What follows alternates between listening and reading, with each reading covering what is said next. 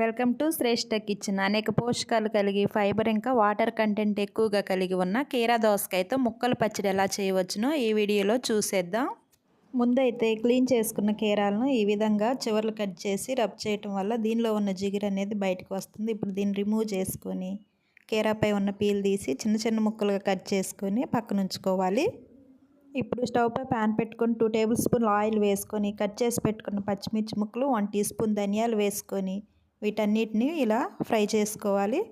తర్వాత దీనిలోకే కట్ చేసి పెట్టుకున్న వంకాయ ముక్కలు కూడా వేసుకొని లైట్గా ఫ్రై చేసుకున్న తర్వాత దీనిలోకి కొంచెం చింతపండు, కొద్దిగా కొత్తిమీర కూడా వేసుకొని వీటిని ఈ విధంగా ఫ్రై చేసుకోవాలి.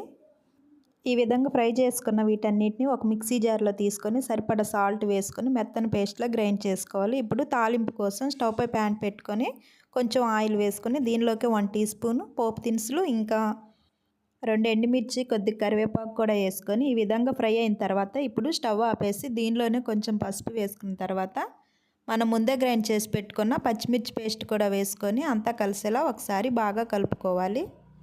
సన్నగా కట్ చేసి పెట్టుకున్న కీరా ముక్కలను కూడా వేసుకొని అంతా కలిసేలా మరొకసారి బాగా కలుపుకోండి. అంతేనండి, ఆరోగ్యానికి ఎంతగానో మేలు చేసే కీరాతో ముక్కల పచ్చడి రెడీ.